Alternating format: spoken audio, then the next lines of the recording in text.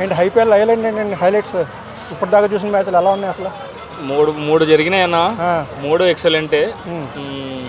మూడు నైల్ అంటే చాలా దగ్గర close matches. Highly intense match వచ్చేసి మన ఎస్ఆర్హెచ్ వర్సెస్ ఆర్ఆర్. సో అంటే ఈ మూడు టీంలకి బెస్ట్ టీం ఏదైందంటే ఇప్పటివరకు ఆడిన మ్యాచ్ ఆర్సీబీ అన్న.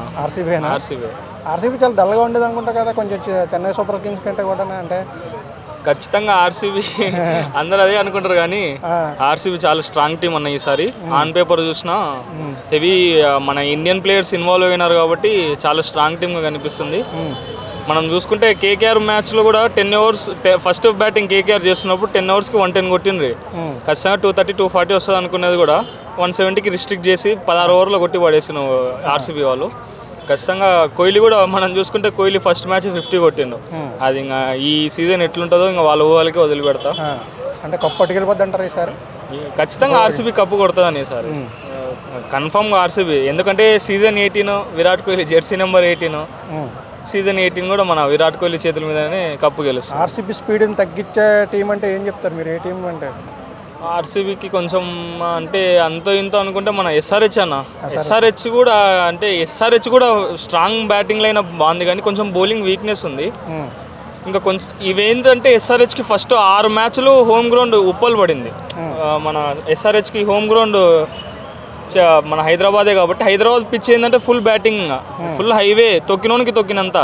అట్లా కాకుండా స్లో పిచ్చెస్ అంటే మన చెన్నైలో స్లో పిచ్ కానీ లక్నోలో స్లో పిచ్ కానీ అట్లాంటి పిచ్ మీద ఇట్లాంటి ఫాస్ట్ హెవీ హిట్టర్ బ్యాట్మెన్స్ ఎట్లా నిలదొక్కుంటారు అనేది చూడాలా. అదే ఆర్సీబీ అయితే అట్టున్నారు ఇట్లున్నారు, ఏ పిచ్ కావాల్సి ఆ పిచ్కి అనుకూలించే బ్యాటర్స్ ఉన్నారు. ఇంకా అండర్ డాగ్ టీం అంటే ఏం చెప్తారంటే ఈసారి అండర్ డాగ్ టీం వచ్చేసి ఖచ్చితంగా మన ఢిల్లీ కానీ పంజాబ్ కింగ్స్ కానీ ఈ 2 టీమ్స్ అట్లా కనిపిస్తున్నాయి. పక్కా అయితే గత సీజన్లో కొట్టిన టీమ్స్ కప్పు వాళ్ళైతే ఈసారి అయితే కొట్టరు. ఖచ్చితంగా న్యూ ఫ్రాంచైజీ కొడుతుంది. న్యూ ఫ్రాంచైజీ కప్పే కన్ఫామ్గా లిఫ్ట్ చేస్తుంది. ఈ 2025 కప్పు మాత్రం కన్ఫామ్గా రాసి పెట్టుకోండి, కొత్త ఫ్రాంచైజీ కొడుతుంది. కోహ్లీ మొత్తానికి అందరికీ ఒక ఛాన్స్ అయ్యే అవకాశం ఉందా? అతనే లీడ్ తీసుకునే అవకాశం ఉందంటారా? ఖచ్చితంగా కదన్నా. ఎందుకంటే 18 సీజన్ల నుంచి ఒక ఫ్రాంచైజీ వదలకుండా తనలో ఉండే టాలెంట్ని గుర్తించి 18 సీజన్లుగా ఒకే ఫ్రాంచైజీతో ఆడుతూ ట్రావెల్ చేస్తున్నా అంటే అది నార్మల్ విషయం కాదన్న. చూసుకున్న పాటైతే ప్రతి ఒక్క పెద్ద గొప్ప ప్లేయర్స్ మన అనిల్ కుంబ్లే, కలీస్, దాని తర్వాత మన అదేది రవిచంద్రన్ అశ్విన్, అంటే ఇప్పట్లో చూసుకుంటే రవిచంద్ర అశ్విన్ కానీ జడేజా కానీ అందరు ఫ్రాంచైజీస్ మారిపోయినారు. అట్లాంటిది మన కోహ్లీ 18 సంవత్సరాల నుంచి ఒకే ఫ్రాంచైజీతోనే ఉన్నాడు అంటే తన టాలెంట్ ఏందో ఆ ఫ్రాంచైజీ గుర్తుపెట్టుకుంది కాబట్టి. అంటే ఆన్ ద ఫీల్డ్ మనకి కెప్టెన్ వేరేగా కనిపించవచ్చు ఆర్సీబీలో, రజత్ పత్తిదార్ ఈసారి కెప్టెన్, కానీ దాని వెనక మొత్తం చూసుకునేది తనని గైడ్ చేసేది అయితే ఖచ్చితంగా విరాట్ కోహ్లీ. సో అయితే ఈసారి కప్పు పట్టుకెళ్తారు మళ్ళీ? పక్క కప్పు ఆర్సీబీదే అన్న. ఈసారి హెవీగా ఉంది అన్న టీము. ఖచ్చితంగా ఉప్పల్లో అంటే ఆ దేవుడికి కూడా తెలిసేమో నాకు తెలిసి, ఉప్పల్లో ఎట్లో ఆర్సీబీకి మ్యాచ్ లేదు. ఒకవేళ ఉప్పల్లో ఉండింటే ఖచ్చితంగా 300-400 కొడతారు మా ఆర్సీబీ వాళ్ళు కూడా. అంటే పోటీ గట్టిగా ఉన్నప్పుడే కొంచెం అది వాల్యూ ఎక్కువ ఉంటుంది కప్పు కొడుతున్నప్పుడు. అంత పోటీ ఇచ్చే టీంలు అంటే ఏ టీంలు ఉన్నాయంటే? అదే అన్న, ఢిల్లీ బాగుంది, పంజాబ్ బాగుంది. ఎందుకంటే సిఎస్కే కూడా బాగుంది. వాళ్ళ పిచ్చెస్లో సిఎస్కే బాగుంటుంది. అంటే సిఎస్కే హోమ్ గ్రౌండ్లో ఒకటే సిఎస్కే బాగుంటుంది. హెవీగా స్పిన్నర్స్ పెట్టిండ్రు, ఫాస్ట్ బౌలింగ్లో అంత ఎక్స్పీరియన్స్ లేదు సిఎస్కేకి.